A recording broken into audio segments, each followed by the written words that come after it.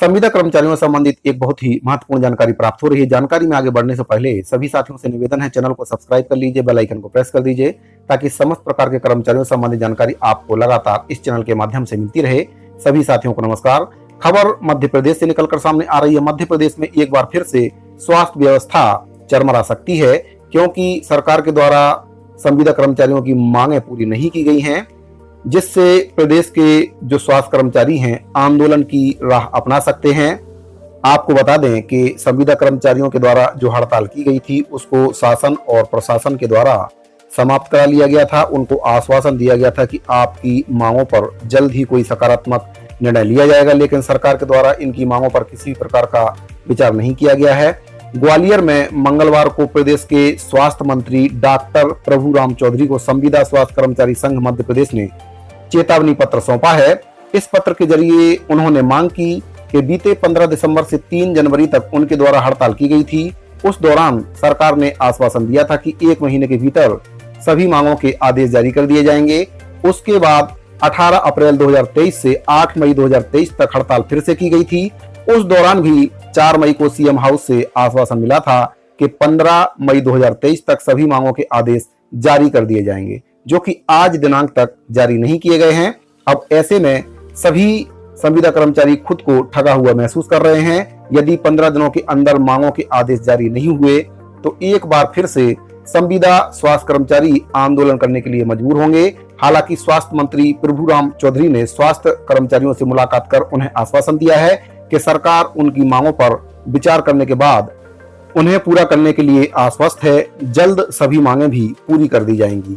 आपको बता दें कि स्वास्थ्य कर्मियों का कहना है कि राष्ट्रीय स्वास्थ्य मिशन के संविदा कर्मचारियों को वरिष्ठता के आधार पर विभागों में रिक्त पदों पर समायोजित किया जाए और अन्य कर्मचारियों को 5 जून 2018 को सामान्य प्रशासन विभाग के द्वारा पारित की गई नीति रेगुलर कर्मचारियों के समकक्ष 90% वेतन मान तत्काल लागू किया जाए। CHO कैडर को MLHP कैडर के तहत नियमित किया जाए।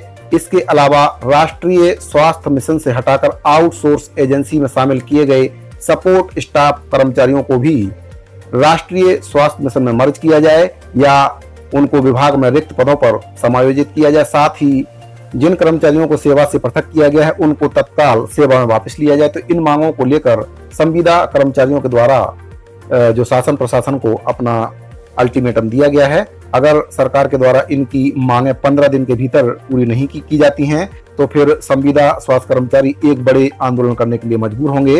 हालांकि स्वास्थ्य मंत्री प्रभुराम चौधरी जी के द्वारा संविदा कर्मचारियों को आश्वासन दिया गया है कि इनकी मांगों पर जल्द ही विचार किया जाएगा। सरकार इनकी मांगों पर विचार कर रही है, जल्द ही इनकी मांगों पूरा कर दिया जाएगा। लेकिन जितने बार भी संविदा कर्मचारियों के द्वारा हड़ताल की गई है उतने बार सरकार के द्वारा इनको आश्वासन दिया गया है, लेकिन उस पर किसी प्रकार की कोई भी कार्रवाई नहीं की गई है। आपको बता दें कि स्वास्थ्य विभाग एक बहुत ही महत्वपूर्ण विभाग है।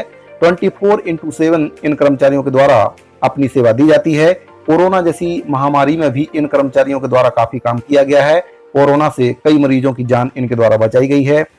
माननीय मुख्यमंत्री शिवराज सिंह चौहान जी के द्वारा भी खुद कहा गया कि संविदा एक कुप्रथा है और इसको मैं समाप्त करने के लिए वचनबद्ध हूं, लेकिन सीएम शिवराज सिंह चौहान जी के द्वारा अभी तक इस कुप्रथा को समाप्त नहीं किया गया है। मुख्यमंत्री जी को जल्द से जल्द इस कुप्रथा को समाप्त करना चाहिए और संविदा कर्मचारियों को नियमितीकरण का तोहफा देना चाहिए, क्योंकि स्वास्थ्य विभाग के अंतर्गत जो कर्मचारी काम करते हैं काफी जोखिम भरा इनका काम रहता है और 24/7 इनके द्वारा सर्विस दी जाती है।